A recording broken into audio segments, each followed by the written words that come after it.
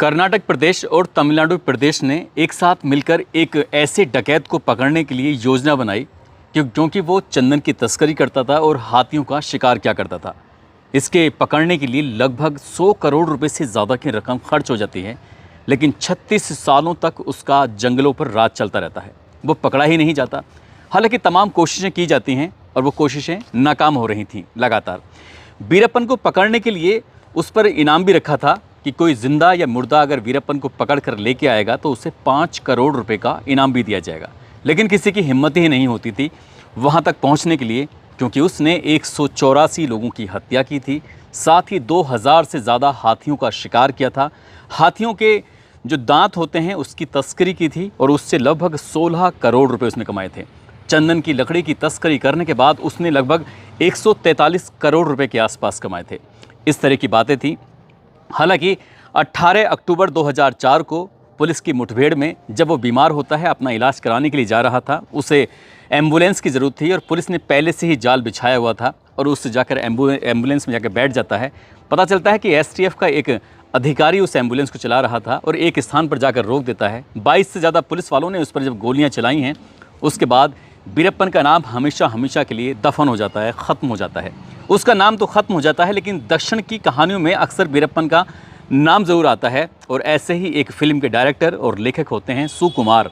उनके दिमाग में कहीं ना कहीं एक आइडिया पनप रहा था वीरप्पन को लेकर, और ऐसा दावा किया जाता है, मीडिया रिपोर्ट में बताया जाता है कि वहीं से उन्हें पुष्पा फिल्म के लिए एक आइडिया आया था। पुष्पा 1 बनती है, उसके बाद फिर पुष्पा 2 द रूल के नाम से उनकी फ़िल्म आती है और उसके बाद उस फिल्म ने पूरी दुनिया में एक तरह से तहलका सा मचाया हुआ है।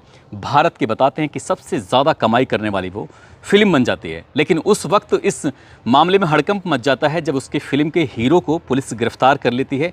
गिरफ्तार करने के बाद आगे क्या होगा, कितनी सज़ा हो सकती है, इस कहानी के माध्यम से ये जानने की, ये समझने की हम कोशिश करते हैं। आदाब, नमस्कार, सत श्री अकाल। मैं उस्मान सैफ़ी। आज की जो सच्ची घटना मैं आपको सुनाने जा रहा हूँ, ये सच्ची घटना शुरू होती है 5 दिसंबर 2024 को। भारत ही नहीं बल्कि दुनिया के अलग अलग हिस्सों में एक फ़िल्म रिलीज़ हुई थी जिसका नाम है पुष्पा 2 द रूल। जैसे फिल्म रिलीज़ होती है सुबह 10 बजे के आसपास, हालांकि कई दिन पहले से ही लोगों ने टिकट बुक करा दिए थे और टिकट बुक कराने के बाद सिनेमा घरों के अंदर भीड़ लग चुकी थी। अपने अपने जो टिकट लोगों ने लिए थे ये देखने के लिए कि पुष्पा 2 में आखिरकार ऐसा क्या है। जैसे पुष्पा 1 बहुत ज़्यादा हिट हो जाती है, लोगों की ज़ुबान पर चढ़ जाती है, ऐसे ही पुष्पा 2 होने का रिलीज़ का इंतज़ार कर रहे थे। सिनेमा घरों में आने की बड़ी बेसब्री से इंतज़ार कर रहे थे। आखिरकार जब फिल्म रिलीज़ होती है, एक तरफ तो लोग पिक्चर देखने के लिए सिनेमा हॉल में जा रहे हैं, तभी एक पिता, एक पति जो होता है वो एक हैदराबाद का एक थाना लगता है चिक्कड़पल्ली थाने में जाता है और वहाँ जाने के बाद बड़ा उदास होकर खड़ा हो जाता है।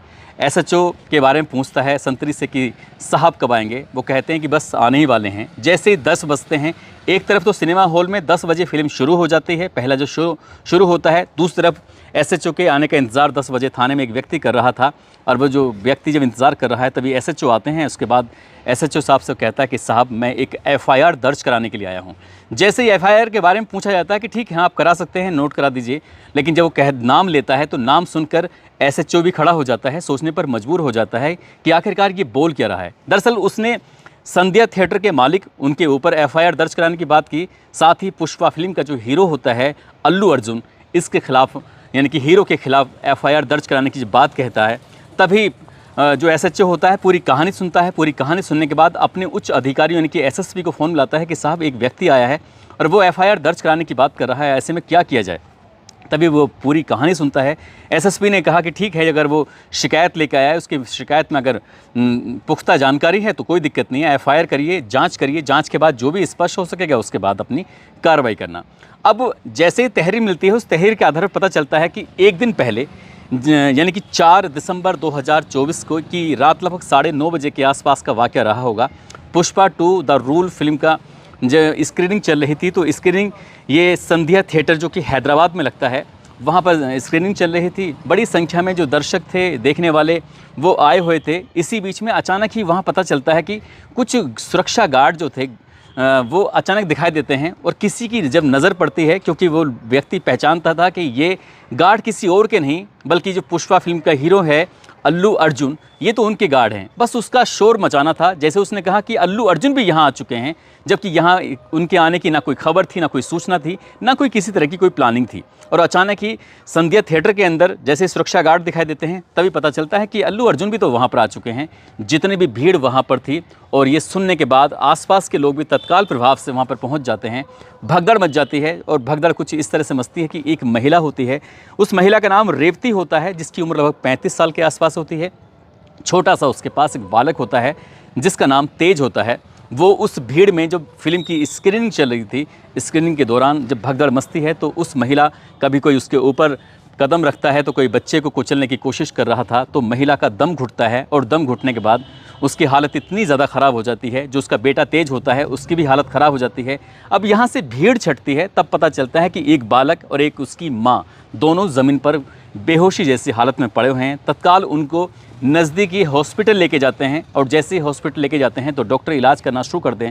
पता चलता है कि माँ यानी कि रेवती की तो मौत हो चुकी है, लेकिन बालक अभी ठीक है। बालक का उपचार होता है, वो तो ठीक हो जाता है, और जैसे ही उसके पति को इस बात का पता चलता है तो उसके पति का रो रो कर बुरा हाल हो जाता है। वो सोचने पर मजबूर हो जाता है कि आखिरकार करे तो क्या करे। तभी वो अगले दिन होने के इंतज़ार करता है, और इंतज़ार करने के बाद सीधा पहुँच जाता है थाने में, चिकड़पल्ली में। वहाँ जाने के बाद पूरी कहानी सुनाता है। कहानी सुनाने के बाद फिर इस पुष्पा फिल्म का हीरो अल्लू अर्जुन के खिलाफ एफआईआर दर्ज हो जाती है, और जो संध्या थिएटर के मालिक होते हैं उसके खिलाफ भी एफआईआर दर्ज हो जाती है।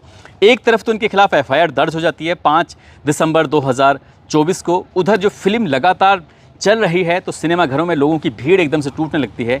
उन्हें लोगों को याद आता है 90 का दशक, 70 का दशक, 80 का दशक, जिस तरह से पहले फिल्म देखने के लिए आया करते थे, ठीक इसी तरह से पुष्पा 2 को देखने के लिए लोगों की जब भीड़ जुट जाती है। वो लगातार कमाई पे कमाई कर रही थी।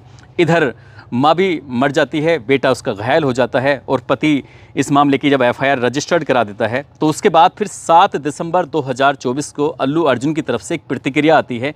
वो एक वीडियो रिकॉर्ड जारी करता है, और रिकॉर्ड करने के बाद वो पब्लिक को एक मैसेज देता है, कहता है कि उससे एक बहुत बड़ी गलती हो गई है, भूल हो गई है, उसके लिए वो माफ़ी चाहता है, और जो महिला ख़त्म हुई है उसके परिवार को आर्थिक रूप से मदद करने के लिए लगभग वो 25 लाख रुपए का मुआवजा देने को भी तैयार है। जैसे ये बात आती है, एक तरफ तो उनके फैंस जो होते हैं वो खुश हो जाते हैं कि वाह, इस हीरो का दिल कितना बड़ा है, जिसने एक ही झटके में 25 लाख रुपए देने की घोषणा कर दी। ऐसा तो कोई भी नहीं करता है। लेकिन जैसे ही ये एक तरफ प्रतिक्रिया आती है, दूसरी तरफ सोशल मीडिया पर ये भी प्रतिक्रिया आने लगती है कि फिल्म बहुत ज़्यादा कमाई कर रही है, इसलिए इस हीरो के कुछ ज़्यादा ही भाव बढ़ गए हैं। इस तरह से किसी की मौत के बाद वो किसी को कैसे खरीद सकता है। यानी कि एक 2 तरह की प्रतिक्रियाएँ आ रही थी। लोग खुश भी थे, लोग नाराज़ भी थे। लेकिन जो हीरो ने अपना काम किया, जो वादा उसने किया था उसे करने के लिए वो पीछे नहीं हट रहा था। और उसके बाद फिर उसे लगता है कि मामला यहीं पे ख़त्म नहीं होने वाला। 7 दिसंबर को जिस तरह से उसने अपील की थी, उस अपील के बाद भी कोई फ़र्क नहीं पड़ने वाला था। 11 दिसंबर 2024 को उसने कोर्ट की शरण में जाता है अल्लू अर्जुन, और कोर्ट की शरण में जाने के बाद उसके बाद फिर कोर्ट से कहता है कि साहब, मेरी कोई गलती नहीं है। यानी कि जब फिल्म की स्क्रीनिंग होती है तो कोई भी हीरो वहाँ जा सकता है, आ सकता है, इसमें कोई बहुत बड़ी बात नहीं है। ये किसी भी हीरो के लिए आम बात है थिएटर में इस तरह से जाना। इसलिए वो चला गया था। इससे पहले भी वो कई बार जाते रहे हैं, लेकिन उनको नहीं पता था कि वहाँ पर इतनी सारी भीड़ जुट जाएगी और इस तरह का हादसा हो जाएगा। इसलिए जो एफआईआर लिखी गई है, इस एफआईआर को आप प्लीज़ रद्द कर दीजिए। लेकिन कोर्ट की तरफ से इस तरह की कोई प्रतिक्रिया नहीं आती और मामला बढ़ता चला जाता है। एक तरफ फिल्म लगातार कमाई कर रही थी, दूसरी तरफ अल्लू अर्जुन की जो मुसीबतें थीं लगातार बढ़ती चली जाती हैं। 12 दिसंबर 2024 को अल्लू अर्जुन की जो फिल्म थी लगभग 7 दिन में 1000 करोड़ रुपए से ज़्यादा की रकम कमा चुकी थी, और इसी बात की खुशी जाहिर करने के लिए पुष्पा की टीम सीधा साउथ से दिल्ली पहुंचती है। और दिल्ली आने के बाद ये एक प्रेस कॉन्फ्रेंस करते हैं, और प्रेस कॉन्फ्रेंस करने के बाद ये खुशी जाहिर करते हैं, पार्टी मनाते हैं। सब कुछ ठीक चल रहा था, ऐसा लग रहा था जैसे कुछ है ही नहीं। और इसी बीच में ये बताया जाता है कि हमारी जो फिल्म ने पूरे वर्ल्ड वाइड, यानी कि पूरे दुनिया के अलग अलग हिस्सों में जो फिल्म रिलीज़ होती है, अलग अलग भाषाओं में जो रिलीज़ होती है, उससे लगभग हमने 1000 करोड़ रुपए कमा लिए हैं। वो कमाई का अभी जश्न ही मना रहे थे, अपने अपने घर पहुँचे थे। 13 दिसंबर 2024 को दोपहर का समय था। अचानक ही चिकड़वल्ली पुलिस स्टेशन की जो पुलिस होती है वो वहाँ यानी कि अल्लू अर्जुन के घर पहुँच जाती है। और जैसे अल्लू अर्जुन के घर पहुँचती है तो जाहिर सी बात है कि हीरो के घर में हड़कंप मचना तय ही था। अब जब हड़कंप मच जाता है तो इस स्थिति को देखते हुए यहाँ पर जो इस अल्लू अर्जुन होता है, उसके परिवार के लोग होते हैं, वो भी मौजूद होते हैं। कुछ फैंस भी मौके पर आ जाते हैं। और इस बीच में जो पुलिस वाले होते हैं अल्लू अर्जुन को गिरफ्तार करने के लिए कहते हैं कि हम आपको फला मामले में आपको गिरफ्तार करने के लिए आए हैं। और जैसे ही गिरफ्तार होने की बात आती है तो ये मामला सोशल मीडिया पर बहुत तेज़ी के साथ वायरल होने लगता है। जो वहाँ पर मौके पर लोग मौजूद होते हैं वो वीडियो बना रहे थे, और जब वीडियो बनाई जा रही थी तो इसी वक्त वीडियो बनाते बनाते वो सोशल मीडिया पर बहुत तेज़ी के साथ वायरल होने लगती है। एक तरफ फैंस को ये बात पता चल जाती है कि अल्लू अर्जुन की गिरफ्तारी हो जाती है, और जब गिरफ्तारी वाली बात आ रही थी तो इसी बीच में पुलिस की गाड़ी होती है, पुलिस की गाड़ी में उनको बिठाया जाता है। बिठाने के बाद पुलिस वाले उनके साथ लेके अपने चले जाते हैं, और सोशल मीडिया पर बस यही खबर पूरे दिन चलती रहती है 13 दिसंबर 2024 को कि जो साउथ के हीरो हैं अल्लू अर्जुन, जिनकी वजह से पूरी फिल्मी दुनिया में एक नया काम हुआ है, क्योंकि इससे पहले शायद इतने बड़े लेवल पर इतने कम समय में किसी फिल्म ने आज तक कमाई नहीं की है। इन्होंने पूरे भारत में एक रिकॉर्ड बनाया है, और उनके चाहने वालों की संख्या लगातार बढ़ जाती है। और जैसे ही उनकी गिरफ्तारी की सूचना मिलती है तो जो उनके फैंस होते हैं वो सोचने पर मजबूर हो जाते हैं कि आखिरकार अब क्या होगा। दरअसल जब हमने इस पर रिसर्च किया तो BNS यानी कि भारतीय न्याय संहिता की धारा 118(a) के तहत यदि ये दोषी पाए जाते हैं तो इनको 3 साल की सज़ा हो सकती है, साथ ही 20,000 रुपये का जुर्माना हो सकता है। यदि ऐसा होता है तो जो अल्लू अर्जुन हैं वो सलाखों के पीछे ज़रूर जाएंगे। यदि इन पर दोष सिद्ध नहीं होता है तो हो सकता है बाइज्जत बरी हो जाएं। हालांकि पुलिस अभी इन्हें अपने साथ गिरफ्तार करके ले गई है, और क्योंकि 3 साल से तक की सज़ा हो सकती है, इसलिए सुप्रीम कोर्ट की रूलिंग भी है कि अगर किसी मामले में 7 साल से कम की सज़ा होती है तो उसमें अब गिरफ्तार नहीं कर सकते या हाथों हाथ ज़मानत दे सकते हैं। वो क्या प्रोसेस है वो पुलिस के ये जो भी औपचारिकताएँ होंगी वो तो होंगी ही, लेकिन ये बिल्कुल पक्का हो सकता है कि रेवती की मौत के मामले में अल्लू अर्जुन की मुश्किलें कोई कम नहीं होंगी। और इस बात को लेकर कहीं ना कहीं जो फिल्म इंडस्ट्री के लोग हैं वो भी बड़े आश्चर्यचकित हैं कि आखिरकार इतनी जल्दी पुलिस को क्या आन पड़ी थी कि अल्लू अर्जुन को गिरफ्तार कर लिया। ये गिरफ्तारी सही हुई है या किसी पॉलिटिकल मामले के तहत हुई है, ये तो खैर अंदर की बात है, अंदर की बात पुलिस कभी नहीं बताएगी। लेकिन जिस तरह से अल्लू अर्जुन की गिरफ्तारी हो जाती है उसको लेकर फैंस बहुत ज़्यादा परेशान हैं। आगे क्या होगा क्या नहीं होगा उसके बारे में कुछ कहा नहीं जा सकता। दोस्तों, इस पूरे घटनाक्रम को सुनाने का उद्देश्य किसी को परेशान करना नहीं है, किसी का दिल दुखाना नहीं है, बल्कि आपको जागरूक करना है, आपको सचेत करना है। आदमी चाहे कितना भी बड़ा क्यों ना हो जाए, चाहे वो देश का राष्ट्रपति ही क्यों ना हो, प्रधानमंत्री ही क्यों ना हो, या फिर बहुत बड़ी हस्ती ही क्यों ना हो, जो संविधान के अंदर जो नियम कानून बनाए गए हैं वो सभी के लिए समान हैं। इस घटनाक्रम से ये भी हमें एक सीख मिलती है। इसलिए कोई भी कदम उठाने से पहले कुछ सोचना ज़रूर चाहिए, चाहे आप किसी भी ओहदे पर क्यों ना पहुँच जाएँ। आज मोहम्मद ताज हैं जो हमारे बेटे हैं, आज इनका जन्मदिन है। इनको जन्मदिन की ढेरों सारी शुभकामनाएं। साथ ही नालंदा के रहने वाले ऋषभ हैं, आज इनका भी जन्मदिन है। ऋषभ जी को और मोहम्मद ताज को जन्मदिन की ढेरों सारी शुभकामनाएं, बहुत बहुत मुबारकबाद।